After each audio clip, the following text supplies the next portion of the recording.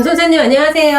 예, 안녕하세요. 종골골절 사례자분들은 특히 이제 산업재해 사고로 많이 다치시잖아요. 그렇죠. 이제 보통 추락 떨어지는 사고로 이제 해서 많이 다쳐요. 그분들 보면은 이제 산재 장애 등급이 얼마나 나오는지 많이 궁금해 하시던데 예. 혹시 엑스레이 영상을 보고서 설명해 주실 수 있으신가요? 예, 설명해 드릴 수 있는데요. 그거는 이제 쉽게 얘기해서 이제 종골이 발 뒤꿈치뼈잖아요. 네. 그러면은 이제 뒤꿈치뼈가 분쇄골절로 조각조각 났거나 단순히 이렇게 똑 하고 부러졌거나 그런 정도에 따라서 이제 그 예상되는 범주를 생각할 수 있는데, 제일 중요한 거는 이제 치료가 종결되고 나서 그 위쪽에 붙어 있는 거골이 있거든요. 거기하고 이제 관절염이 생겼냐 아니냐에 따라서 좀 장애 등급이 많이 달라져요. 그렇군요. 김 선생님은 주로 산재가 아니라 근재 업무를 진행하시잖아요. 산재는 손해사정사 업무가 아니고요. 이제 근재보험 처리만 저희 손해사정사 업무이기 때문에 산재 업무는 저희가 할 수가 없습니다. 그럼 실제 근재 처리하신 분들 중에 예. 이제 종골골절 사례자분들 예. 산재 장애 등급이 얼마 나왔는지 이제 확정되신 분들이 있으실 거 아니에요? 그렇죠. 확정됐으니까 근재보험을 처리했죠. 네, 그분들 그 엑스레이 영상 보고서 한번 설명 좀 해주실 수 있으신가요? 예,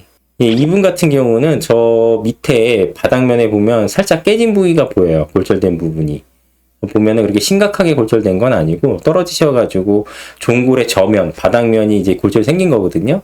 그래서 이분 같은 경우는 어쨌든 저 부위의 유압을 위해서, 왜냐면은 발을 이렇게 계속 딛기 때문에 충격이 전달되면 뼈가 제대로 붙질 않을 수가 있어요. 그렇기 때문에 부러진 부분을 이렇게 나사못이나 플레이트로 고정해주고 충분히 이제 재활 치료 받은 다음에 이제 종결되게 됐는데, 이분 같은 경우는 골절 양상을 보더라도 심각한 골절이 아니고 단순한 골절이기 때문에 산재에서 14급을 받았고요.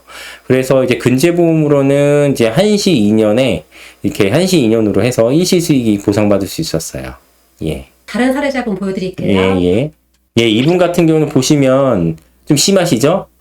이분은 이제 제가 기억에 남았던 분인데, 3층, 거의 3층 높이에 떨어지셔가지고, 떨어지실 때 이렇게 발로 이렇게 착지가 됐기 때문에 종골이 뒤꿈치뼈가 이렇게 조각조각 나신 거예요. 이분 같은 경우는 치료 기간이 거의 2년 가까이 치료가 이루어지셨는데, 산재에서 나중에 12급이 적용되셨고, 근재보험에서는 한시 5년이 적용돼가지고 일시수익까지 보상받고 완전히 종결할 수 있었는데, 예후가 좀 안 좋았어요. 그래가지고 치료 기간도 길었고, 근재보험 처리 기간도 좀 길었습니다. 굉장히 처리하는 데 있어서. 딱 보더라도 아까 이전에 14급 적용된 분하고 종골 골절 양상이 많이 달라요, 형태가. 근재는 산재 장애 등급이 나오고 난 다음에 근재로 넘어갈 수 있는 건가요? 왜냐면은 산재보험이 우선 나라에서 보상해 주는 거잖아요. 네. 그렇기 때문에 그게 우선 지급되는 게 완전 다 끝나야 돼요. 그러니까 종결돼야지만 법률상으로 보상받을 수 있는 범위를 전체 범위, 전체 손해액을 산정을 해서 나라에서 보상해 준 걸 빼고 그 나머지 부분이 보상되는 거다 보니까, 산재에서 장애 등급까지 인정돼서 장애급여가 지급되고 완전히 그다음에 종결됐을 때 그 이후에 이제 근재가 넘어갈 수 있겠죠. 그 뺄 부분을 알 수가 없으면은 근재 처리가 안 되니까요.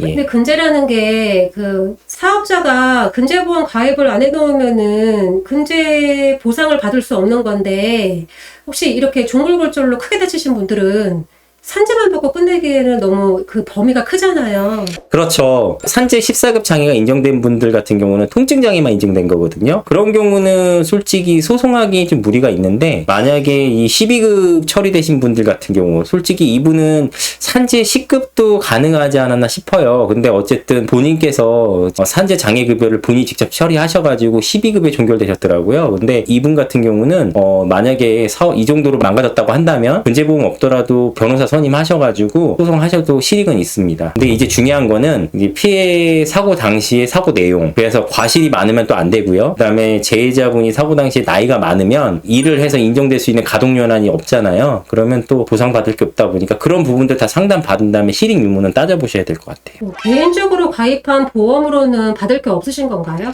아까 14급 처리됐던 분 같은 경우는 개인보험 적용은 어렵다고 보여지고요. 이 산재보험 12급 적용되신 분 같은 경우는 개인보험에서 AMA 평가상 5%, 장애지급료 5%짜리는 지급이 될 수도 있을 것 같아요. 생명보험이나 상해보험에 본인이 가입한 보험 중에 담보 특약이 있다면 가능한 거죠? 그렇죠. 상해 후유장애 특약이 있다면 그것도 청구해서 받으실 수 있으세요. 그렇군요. 예, 기본적으로 그렇게 된다고 보시면 돼요.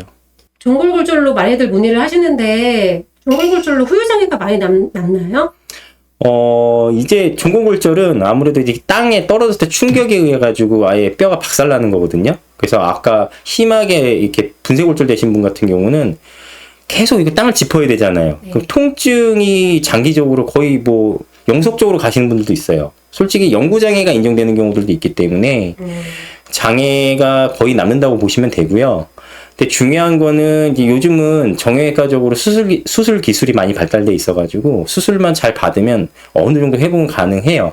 근데 여기서 꼭 환자분들께서 꼭 기억하셔야 될 게 관절염이에요.